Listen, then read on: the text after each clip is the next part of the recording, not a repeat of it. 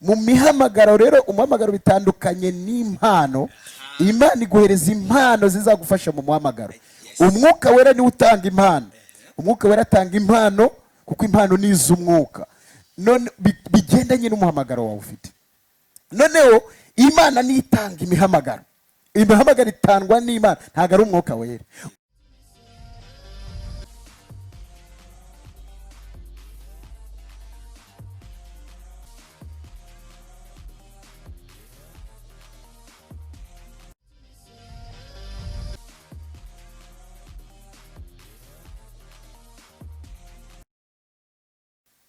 Shuti bakunzi b'Ikamba TV, ndabashuhuje mu izina rya Yesu Kristo. Amahoro y'umwami wacu Yesu Kristo nabane namwe. Nkuko mubizi ni Pastor Steven ugarutse imbere yanyu. Reka shimire mwebwe tubanye muri amasengesho y'iminsi 7 turimo gusoza ku itariki ya 8 z'ukwezi kwa 11 abo twatangiranye mwese Imana ibaho umugisha. Ndashimira abantu mwese mwakoze subscribe kuri channel n'abakunzi bacu bakunda ubutumwa bwiza bakunda ijambo ry'Imana mwese Imana ibaho umugisha. Ndashima Imana rero ko uyu munsi ntari njyenyine nagira umugisha kwakira umuhanuzi w'Imana mukozi w'Imana turaziranye muziho ubunararibonye mu gakiza muziho ijambo ry'Imana twakoranye byinshi n'umusenzi. Cyo kintu cyatume gitima mukunda n'umusenzi. Muramuzi kuri channel yiwe ya kizabonwa n'umuntu rero maze igihe muri ibintu by'agakiza.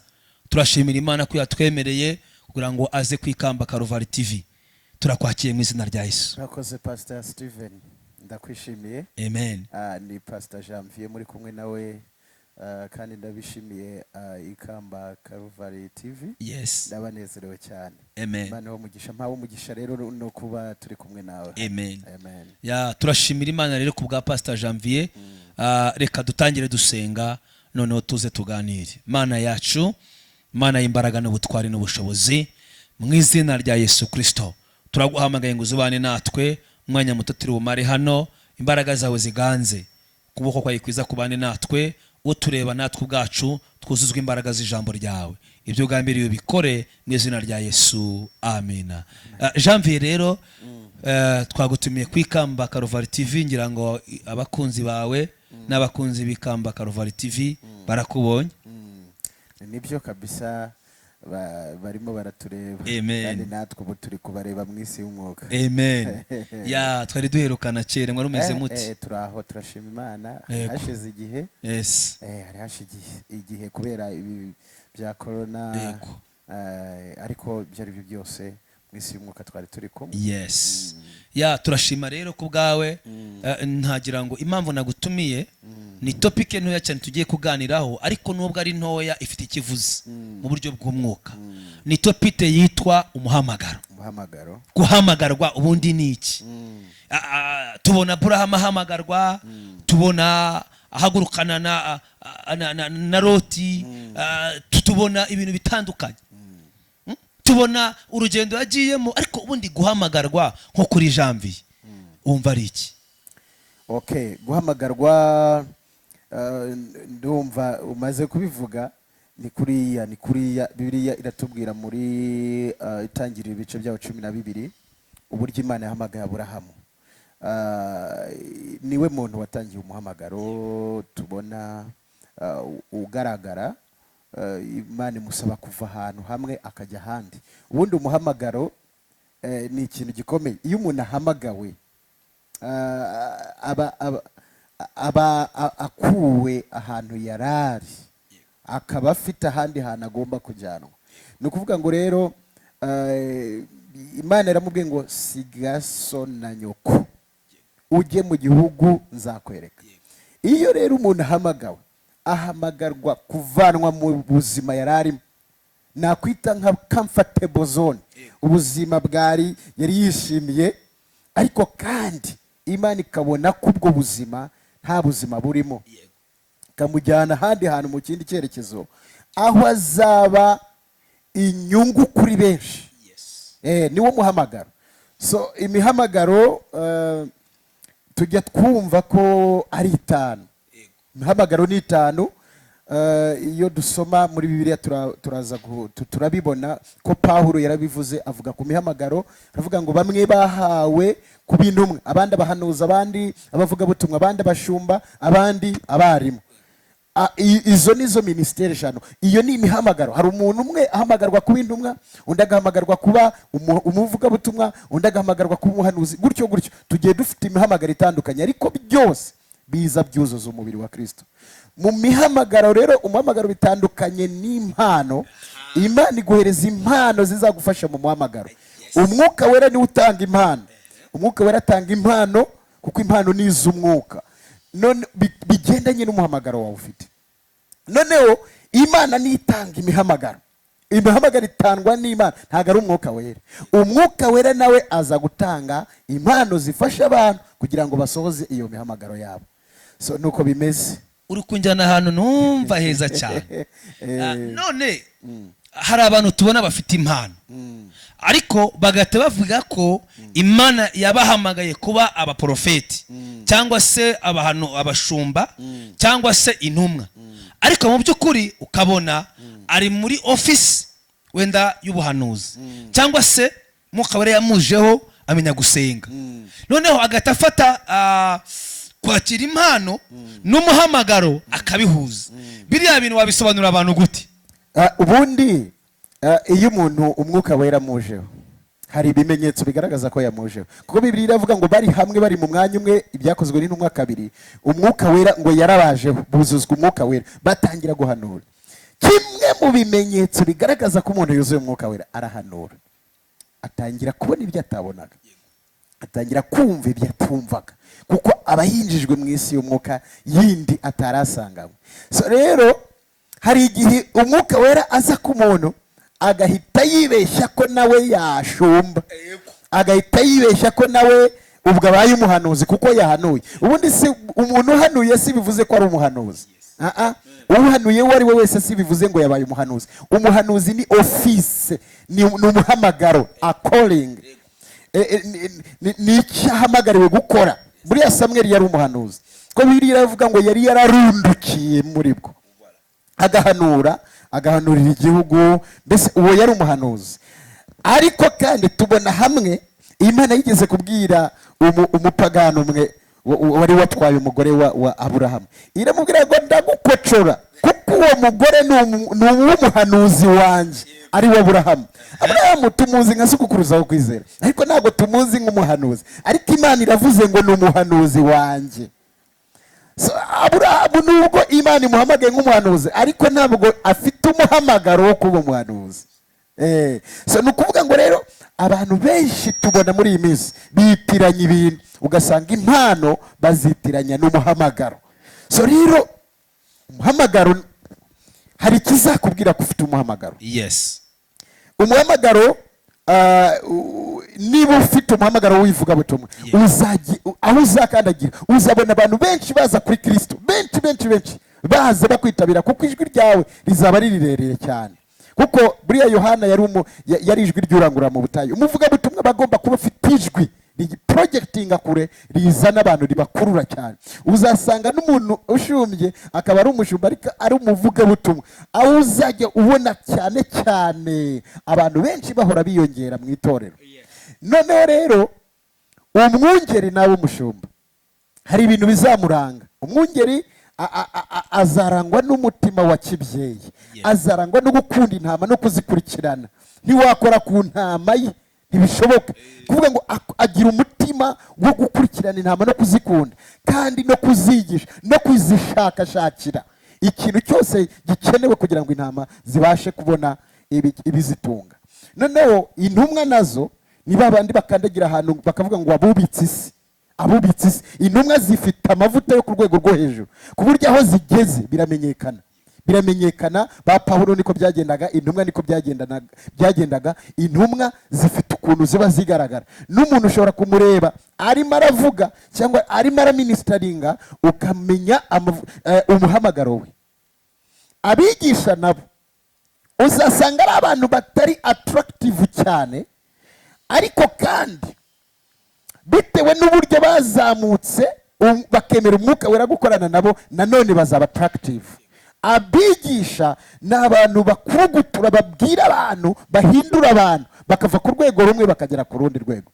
Njye nabayeho umwigisha muri segonderi cyane, noneho hari amasomo akomeye twageragaho, abana ukabona basinziriye, ukabashakira udusitore twinshi cyane. Umwarimu aba agomba kuba ari creative kugira ngo azane udusitore dutuma abantu bakanguka, akomeze kubigisha ijambo. Mwarimu abereyeho gutyaza abantu, abigisha ijambo bava ku rwego rumwe bajya ku rundi rwego. Iyo mihamagaro rero iyo iri mu rusengero yose biba ari ibintu byiza cyane.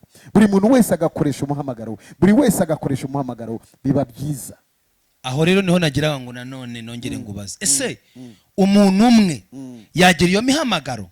Kubera ko hari ahantu ugera ugasanga umuntu ni umuprofeti, ntagira undi muntu uba muri iyo church, niwe ubwiriza, niwe uhanura, niwe usengera abantu, ni profete, ni apostle, ni evangeliste, ni byose.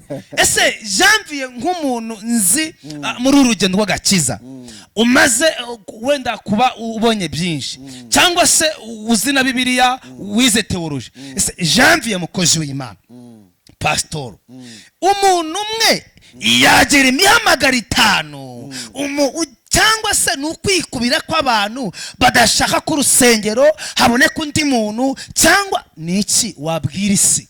Okay, no kuvuga ngo intumwa ishobora kugira imihamagaro yose. Intumwa yagira imihamagaro yose, kuko Pawulo yari intumwa, niwe cyitegerezo tubona mu ntumwa.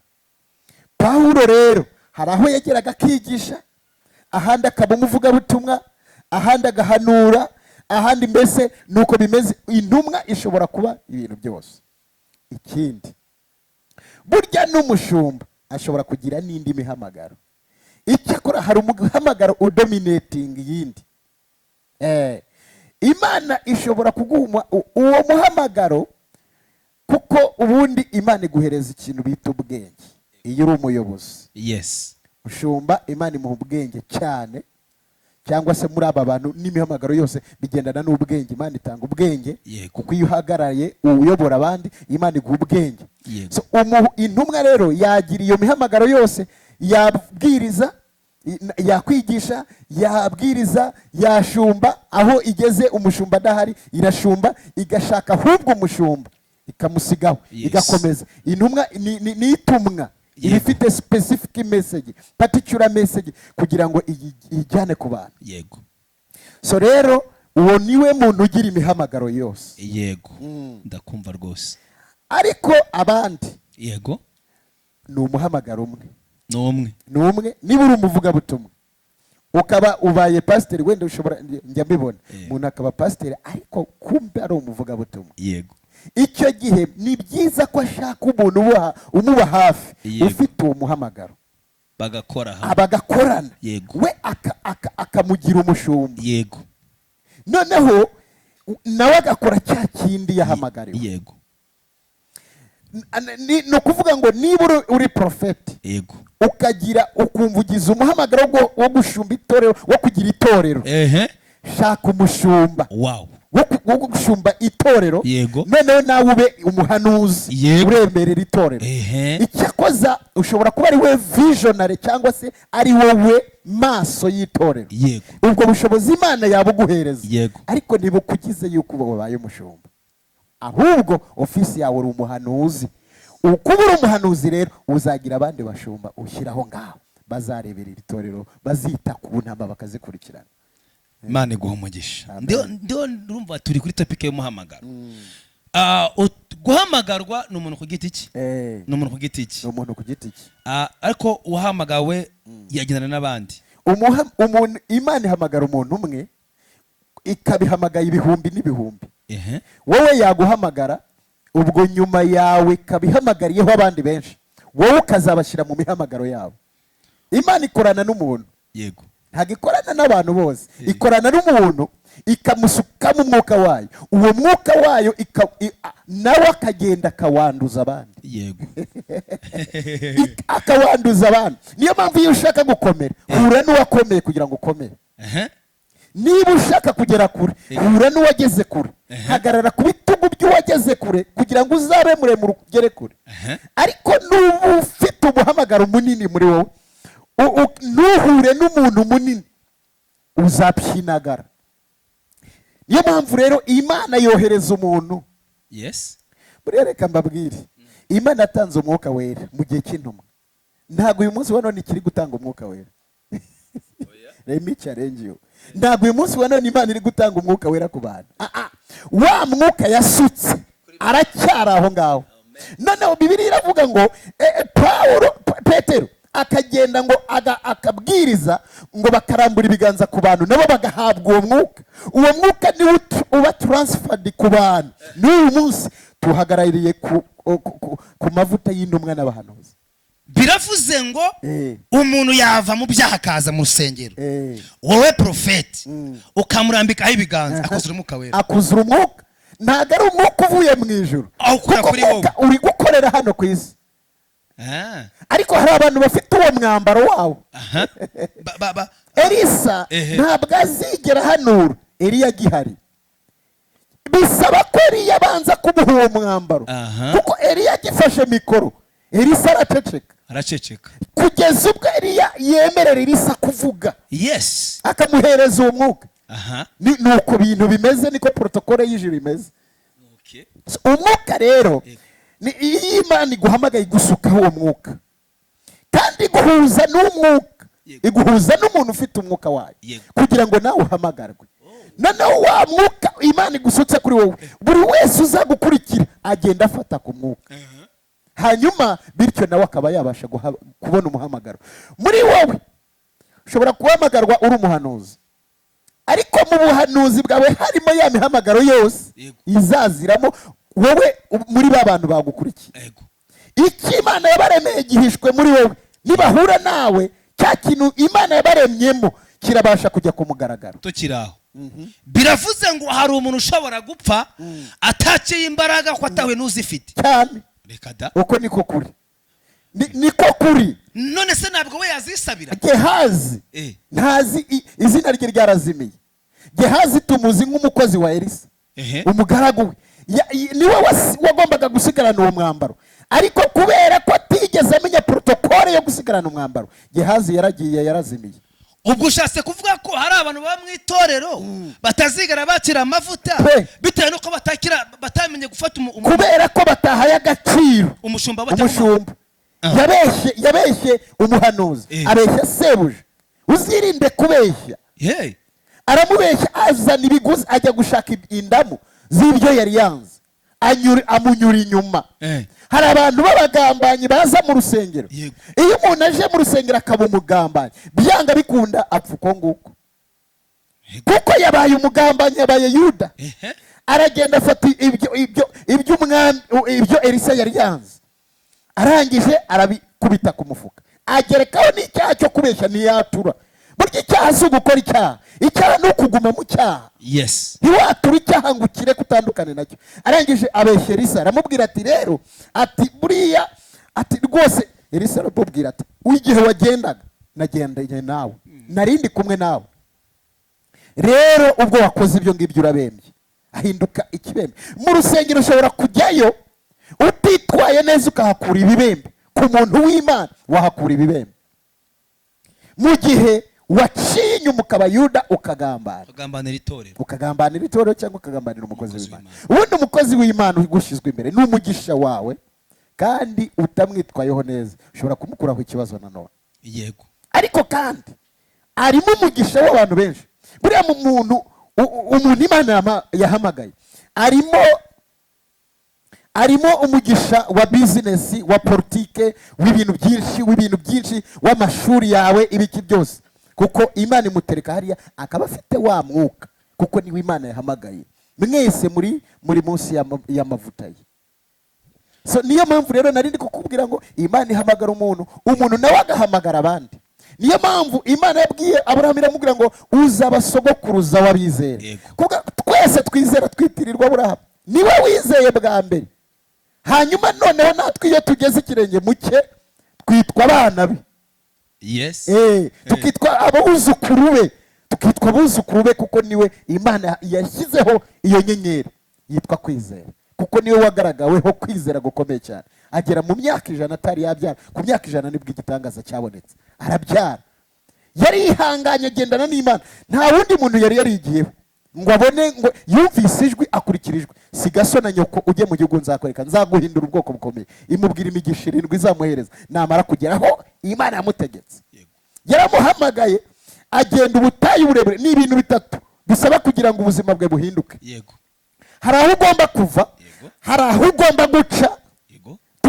Umuririmbyi aravuga ngo tunyura mu misozi, tunyura mu mataba, mu butayu, ariko i Kanani nuhagera nibwo uzahabona imbuto. Hari aho ugomba kunyura, ugomba kuhanyura kandi ukahihanganira kandi ntutsindwe ngo usubire inyuma. Iyo ushyitse ugeze ku rwego ushyitse, ku gipimo gishyitse, niho Imana iguha umugisha, ugatangira kwaguka, ugatangira kuzamuka, ukagira izina. Imigisha 7 yamubwiye, nzaguha umugisha, nzogeza izina ryawe, uzaba umugisha, uzakwifuriza umugisha, nzaba umugisha, uzakuvuma nzamuvuma, kandi muri wowe nimwe amoko yose azahebwa umugisha. So rero niwe Imana yahamagaye. Imana yohereje Yesu hano. Yesu atoza abantu 12 bonyine nibo yatoje. Bivuga ko yari afite abigishwa ngo barabigishwa niba ari 72 baragenda, haza gusigara 12 nibo yagumanye nabo, arabatoza, abashyira mu bwami, abahumekera mu mwuka wari uri muri we. Ubu dufite umwuka wa Kristo waciye mu ntumwa. Uwo mwuka natwe watugezeho ngo abahumekera mu mwuka. Hanyuma intumwa 12 imwe yaje kuvamo, cyakoze yaje gusimburwa. None nizo zamamaje ubutumwa, zica mu bintu bikomeye cyane. Buriya umuntu ufite umuhamagaro aca mu bintu bikaze. Iyo mpamvu Imana imuhoza wijisha. Ni nayo mpamvu iyo umuntu arwanyije umuntu uri uw'umuhamagaro aba ahuye n'ingorane zikomeye, kuko ni gukina n'urupfu. Kubera iki? Anyura mu bibazo abandi batanyuramo. Igihe muryamye aba arimo arabasengera, igihe mudamaraye we ntabwo adamaraye, abari kurwana akirana n'imbaraga zindi z'umwijima. Niko Pawulo yavuze ngo nidukirana n'ibifite inyama n'amaraso, dukirana n'imbaraga z'umwijima, abantu bo imyuka y'ahantu ho mu kirere, principalities, powers, rulers of darkness, abatware b'isi y'umwijima. Ni umunyamuhamagara bari gukirana nabo. Barwanye urugamba rukomeye cyane kugira ngo twebwe uyu munsi wa none tube turi kuvuga ubutumwa. Cyakoze natwe tugiye kugera igihe tuzajya turizira igihe antikristo burya yari ari gukora muri cya gihe cya Herode. N'ikindi gihe nacyo kigiye kugera, mukitegura abakristo, mwihangane mukomere. Niyo mpamvu ari igihe cyo kwambara imbaraga, mukamenya ukuri ni Kristo, ukuri ni ijambo. Ni nayo mpamvu twaganiriye kuri iyi topiki, kubera ko umuntu ashobora guhamagarwa ndetse Imana igafata ubutunzi bwayo ikabumushyiramo, yagera imbere gato yahura n'akabazo agatakaza uwo ari we, akayoba inzira, akaba yishe mission y'abantu benshi, akaba yishe misiyo y'abantu benshi, kubera amafaranga, kubera umugore, kubera isi, ndetse agatangira guhanura, ndetse akagombye guhanura ahatari amahoro akavuga amahoro, ahatari ubuzima akavuga ubuzima, bitewe nuko yanze gukora ubushake bw'Imana. Niko bimeze. Urabibona ibi bintu? Ariko umunyamuhamagaro muzima ntabwo akangwa n'igihe, ntabwo akangwa n'ibyo bavuga. Oya, arabizi ko Imana iri mu buzima bwe. Bariya abagabo bapfuye bazize imihamagaro, bamwe barabatwika, abandi babahereza mu ntebe zirabarya, babica nabi, ariko bapfa bafite umuhamagaro. Niki twabwira abantu bahamagawe? Niki turi kubwira uyu musore uri guhamagarwa, uyu mukobwa uri guhamagarwa kandi ari mu bibazo? Twamubwira iki Janvier? Ubundi iyo uhamagawe, Imana ishobora kugusanga nta kintu ufite. Ishobora kugusanga aho umuhamagaro ugufatiye naho ngaho. Iguhamagara, iyo uguhamagaye hari ibintu wari wishingikirijeho biragenda. Iyo uguhamagaye ntacyo wari ufite ukayumvira ibyo Yesu yarabwiye abantu ati numuzitwaza uruhago, ntimuzitwaza imvumba, ibyo mushaka byose muzabisanga mu cyo mbategeka. Ubundi icyo Imana iguhamagariye kibitsemo ibyo ukeneye byose. Iyo witariye umuhamagaro, Imana ishimwe, umuhamagaro ubanza gukubitika, ubanza kugoka. yewe niyo wari ufite ibintu bishobora kubanza gushekingwa kugira ngo niba ari byo wari wubatseho wubake ku rutare, kuko bubatse ku bikenyeri birashya anytime cyangwa igihe icyo ari cyo cyose. So hanyuma rero iyo ushyitse, turabwira abantu gushika. Yes. Gushika umuntu ashyitswa n'iki? Ashyitswa n'ijambo ry'Imana. Ijambo ry'Imana iyo rigwiriye, niyo mpamvu Pawulo yavuze ngo rigwirire muri mwebwe kugira ngo mutaba abantu b'ingwingiri cyangwa abanyabute. Yes. Ni murangije byose, hari ibyo ugomba gushyikamo, hari ibyo ugomba kurangiza. Yego. Ukagera ku gipimo cy'igihagararo cya Kristo, aho utagihuhwa n'imiyaga n'imiraba ngo bigushekinge bigushobore. Aho rero ni bw'Imana birivuga ngo nzaguha umugisha. Haleluya. Tubwire abantu bahamagawe, mwihangane mukomere. Yego. Icyo Imana avuganye namwe ntabwo izisubiraho. Icyo yavuze izagikora. Abefeso rero ibice 4 n'umurongo wa 11 niyo hatubwiye ngo nuko bamwe kuba intumwa batagira ngo twahoze tuvuga amagambo, n'abandi kuba abahanuzi, n'abandi kuba ababwiriza butumwa bwiza, n'abandi kuba abungeri n'abigisha. Yes. Aba bantu rero niyo matara dufite. Aba bahamagawe nabo bakazahamagara abandi. Niyo mpamvu Yesu yavuze ngo ndabatumye ndabohereje. Yego. Hari umuhamagaro twahawe. Buriya n'umukristo afite umuhamagaro. Yes. Hari abantu batazi ko bafite umuhamagaro. Umuhamagaro duhuriyeho twese ni umuhamagaro wo kuvuga ubutumwa, kuvuga Kristo. Yes. Muririmbyi aravuga ngo numara kumumenya ugende ubwire abandi. Yes. Uwo wakiriye. Haleluya. Aravuga muri Matayo 28:18 ngo arabegera, yegera intumwa. Arababwira ngo nahawe ubutware mu ijuru no mu isi, nuko namwe ndabubahaye. Ubu dufite ubutware. We are unstoppable. Nta cyaduhangara, yaravuze ngo ndi kumwe namwe kugeza ku mperuka y'isi.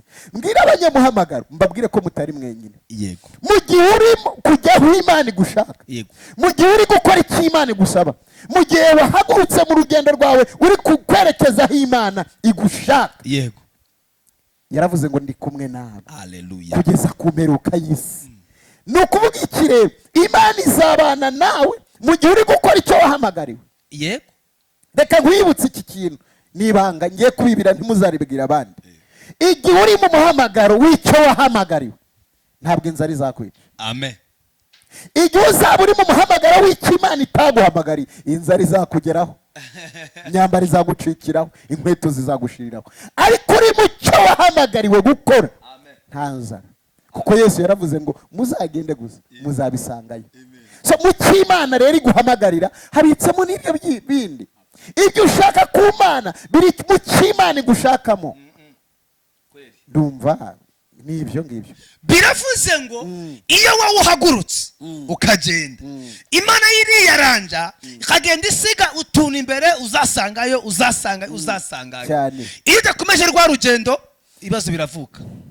Kuko urumva ni amahitamo Imana yashyizeho, amahitamo ku muntu. Imana ibwira Aburahamu, iramubwiye ngo nugerayo, nushikayo, nugeraho Imana igushaka igukeneye, nibwo nzaguha umugisha. Kuko ukiri mu rugendo ushobora gukerezwa n'ibindi, ahubwo ugomba kubanza gushika. Iyo ushitse rero, nibwo utangira kubona aya masezerano Imana ikubwira. Mu yandi magambo rero nshaka kuvuga iki? Uyu muntu wahamagariwe kuba umushumba, nakora bya bindi yasabwaga by'ubushumba, aho ngaho Imana izamuhereza ibikenewe byose. Buriya reka nkubwire aka kantu. If you have a vision without provision, you have to revise your vision. Umva icyo mvuze. Niba ufite viziyo, mu yandi magambo hari viziyo ufite iyerekwa runaka, ukaba utari kubona ibigufasha muri iryo yerekwa, ukwiriye gukora revision, iga kuri wa mushinga, igwa kuri iryo yerekwa ryawe, ubanza urebe ko ryuzuye. Kuko ahari iyerekwa God will provide. Ahari iyerekwa Imana izasupportinga cyangwa izatera inkunga iryo yerekwa. Niba uri kwerekeza mu cyerekezo cy'Imana igushakaho cyangwa ikigutumye, iyerekwa ryawe Imana izarishyigikira. Ubwo uvuze ko iyi Imana ihamagaye umuntu imuha n'ibikoresho. Imuha n'ibikoresho. Utaraba utarabona ibikoresho banza urindire ubanze ugwize amaboko ugwize amaboko ugwize imbaraga. Kandi biroroshye, ibintu byose bishakirwa mu isi y'umwuka, ntabwo babirebera mu isi y'umubiri. Niba uri visionary cyangwa se niba uri umuntu uhamagawe n'Imana, bisaba kugira ngo uhorane n'Imana, bisaba kugira ngo uhore ukominikana n'Imana. Niba uri umuntu w'umuhamagaro ugafata icyumweru cyose uri bize wibera aho ngaho, utabasha kubona isaha ya buri munsi, nibura niko Yesu yavuze ngo nibura isaha imwe irabananiye, utabasha kubona isaha imwe nibura ku munsi ngo uganire n'uwaguhaye iyerekwa n'uwagutumye, nufeyiringa ntuzabaze ngo Imana, nutsindwa ntuzabwira Imana ngo hari ibyo wayiburanye. Niyo mpamvu Yesu yavuze ngo musenge ubudasiba. Gusenga ni urufunguzo ruzagufasha mu iyerekwa ryawe, ruzagufasha mu muhamagaro wawe, ndetse n'ijambo, kuko ni iryo kurya ijambo. Birivuga ngo nabo bamuneshesheje amaraso y'umwana w'intama no guhamya kw'ijambo ry'Imana riri muri bo. Amen. No guhamya kw'ijambo ry'Imana muri bo. Amen. Urumva rero ni ijambo naryo rirakenewe. Yes. Niyo mpamvu Imana yabwiye Yesu, iramubwira ngo biri muri iki gitabo ntukarorere kubihamisha akanwa kawe, ntukarorere kubisoma ku manywa na nijoro, ngo ubitekereze, nibwo uzabashishwa byose. Kuvuga ngo rero ibyo ni ibintu bifasha umunyamuhamagaro kudiscoveringa cyangwa kuvumbura uwo muhamagaro no gushyigikira uwo muhamagaro. Kandi uyu munyamuhamagaro birasabwa kwaba imbere y'Imana iteka ryose, kuko buri umugaragu ategerezwa kujya kuripotinga kuri shebuja buri munsi. Buri munsi ugomba kumenya niki nakoze muri ubu bwami, ukajya kuripotinga aho byisabye, aho byakugoye ukaripotinga. Niyo mpamvu rimwe Imana yigeze yabwira Abisirayeli ngo mwaretse kugira ngo mwaretse ko mbahaka. Bari barahatswe n'Imana, none musigaye mwaranze ko mbahaka, mwanze ni ukuvuga ngo rero uyu muntu ufite umuhamagaro akwiriye guhorana n'Imana, ubuzima bwe bugahora ari ubuzima bubana n'Imana.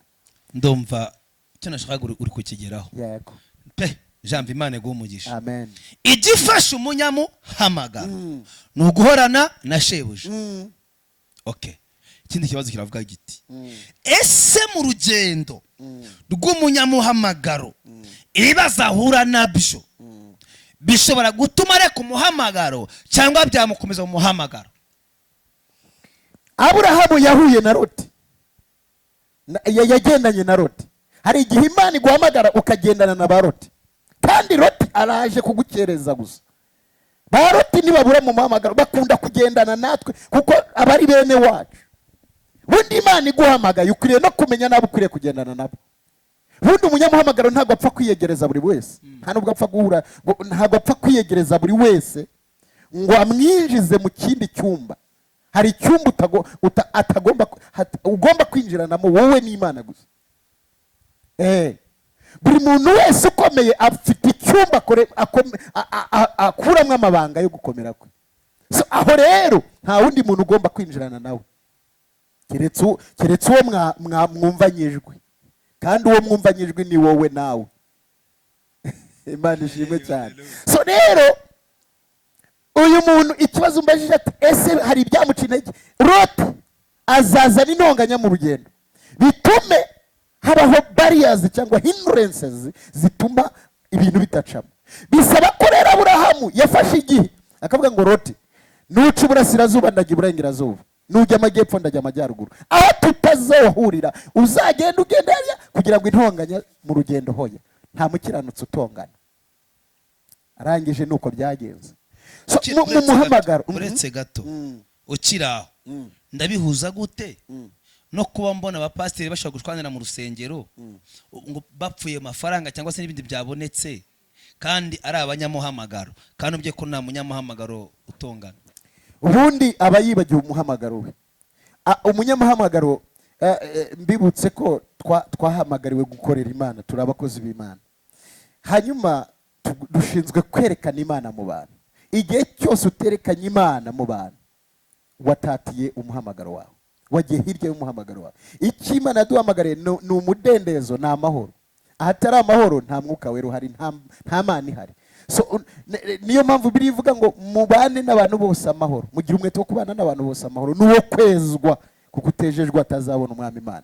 ni ukuvuga ngo rero abantu bajya simbizi, ngiye sindanababona, ariko niba bijya binabaho simbizi, ariko niba byanabaho byabaho, kuko amakimbirane na Pawulo yigeze ahura n'abantu bagira amakimbirane, ariko arababwira ngo muri byose mugire urukundo, kuko urukundo rutwikira ibyaha byinshi, kandi urukundo rutwikira amakosa menshi. hanyuma rero umunyamuhamagaro icyo akwiriye gukora ni ukuzana amahoro muri ba bantu, ntabwo ari ukurwanira ngo ni amaturo, ni iki. ariko sinibaza ukuntu umuntu arwanira n'undi n'amaturo, wayamurikeye se ukagenda ko Imana itadutunga kubera amaturo kwera. tuba tugira impamvu tuba tuvuze kuri ibi bintu, wenda iyi topike izagera kuri mu yindi myaka, uzayireba ari kuri Imana ya Satani amubwira ati urabona ahantu uba ntibaguha umwanya, kora gutya. ariko ashobora kuyavuga ati ese burya niba ndi ahantu simpabwa ibintu runaka, singomba gushyira hejuru, ngomba kumenya umuhamagaro wanjye, bikaba biramufashije, bigatuma adakora icyaha kuko yarebye. ubundi imihamagaro ni myinshi, hari n'indi mihamagaro, hari n'abandi bantu bahamagawe. ubundi umuntu ahamagarwa mu buryo butatu. umuntu ashobora kuba yarahamagawe n'Imana, umuntu ashobora kuba yarahamagawe n'abantu, umuntu ashobora kuba yarahamagawe n'umwanzi. na Satani atanga umuhamagaro. umwanzi, umuntu n'Imana. hari umuntu ushobora kuba afite nkanko ari pasiteri, ati nawe ngwino sha, akaguhereza titere. ubwo wahamagawe n'abantu, wahamagawe n'umuntu. ariko hari undi wahamagawe n'Imana. iteka umuntu wahamagawe n'Imana azashakisha ikintu cyanezeza Imana, ntabwo azazana ibibazo mu bantu.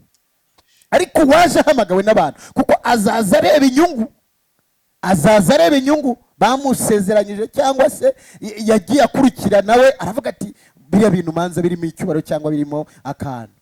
bene uriya niwe uzateza ibibazo. ikibazo rero, hari abantu bahamagawe n'Imana, hari abahamagawe n'abantu, n'abihamagaye aribo bahamagawe n'umwanzi, kuko umuntu ntiyihamagara ku giti cye.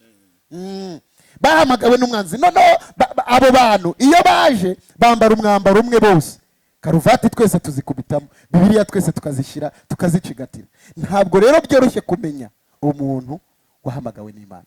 icyakora umuntu wahamagawe n'Imana uzamumenya muri bariya bantu. n'uwahamagawe n'abantu wazajya avuga muzane sha, turayagabana. ayahe se? yego se.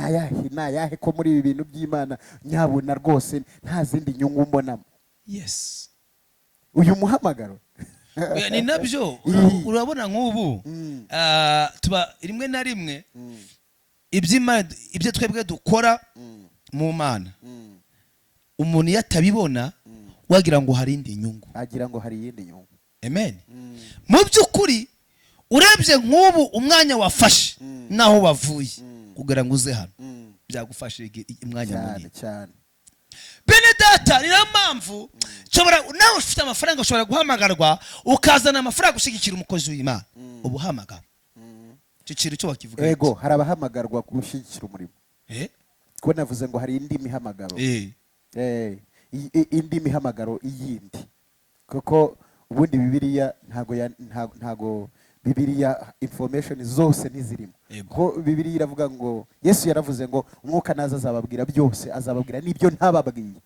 hari aho nigeze gusoma muri Yohana igice giheruka n'umurongo uheruka ngo ibintu Yesu yakoze ngo byanditswe ngo mu bitabo byo mu isi ntago byakwirwamo. Yes. kuvuga ngo Bibiliya rero harimo information nkeya, yego, ntabwo ari zose, gusa ni nkeya z'imbaraga kandi zirimo byose. amen. Yesu ashimwe cyane. rero yes,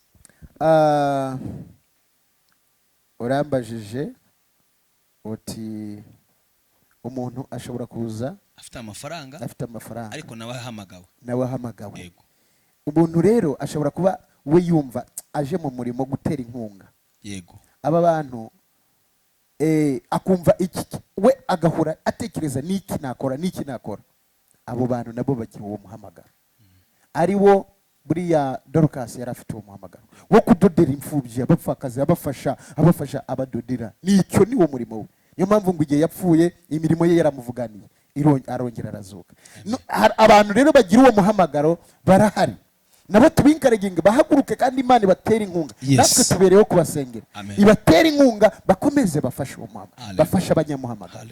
Kandi igihe kiraje ndetse kirasohoye ubwo Imana igiye guhagurutsa abagabo n'abagore bo gutera umurimo w'Imana inkunga. Igihe kiraje kugira ngo itorero rya Kristo ryambara ubwiza bwaryo, kuko abantu bararisuzuguye bibwira ko itorero ari abantu abakozi b'Imana cyangwa abantu b'Imana basenga ari abantu baciriritse. Ariko igihe kiraje kandi kirasohoye ubwo Imana igiye kwambika ubwiza itorero kuruta mbere. Ubutunzi bugiye kuza muri twebwe, amafaranga agiye kuza muri twebwe. Ntabwo ariyo twahamagariwe, ariko amafaranga azadukorera kandi azadukurikira. Kuko Bibiliya iravuga ngo nimubanze mushaka ubwami bw'Imana no gukiranuka kwayo kose, ibindi byose muzabyongererwa. Bivuze iki? Twebwe icyo duhamagarirwa mu itorero, nimuze dukora icyo twahamagariwe, twongere dukundane, twongere dusure imfubyi, twongere dusure abari mu magereza, twongere dukundane, tugirane ubumwe. Ibyo byose ubwami bw'Imana bwuzure muri twe, ibindi byose biradukurikira. Imana iguhe umugisha. Ngira ngo nago tujya kure, turashoje, ariko dusoza dore icyo tugusabye. Niba warahamagawe, wahamagara kugaragariza Kristo mu bandi, hishura Yesu, wereka abantu Yesu, wereka abantu imbaraga z'Imana, kandi umuhamagaro wawe wiwutezuka bitewe n'ibyo urukunyura.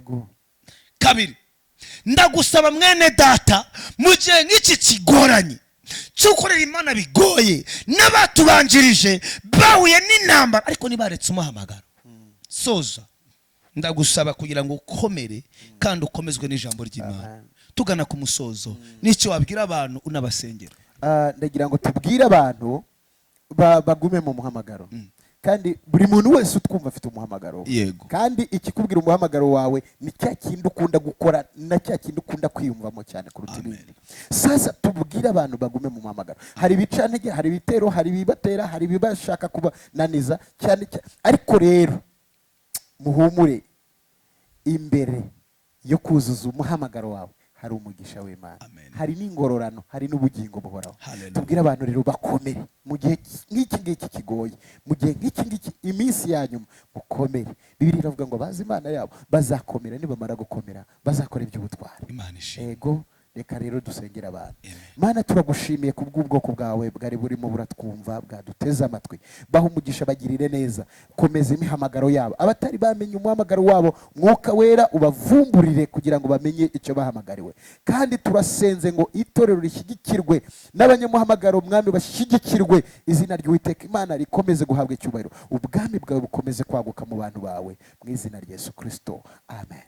Turabakunda, twifuje umugisha w'Imana. Yari Pastor Steven na Pastor Janvier. Subscribe yawe irakenewe. Amen. Amen. Amen.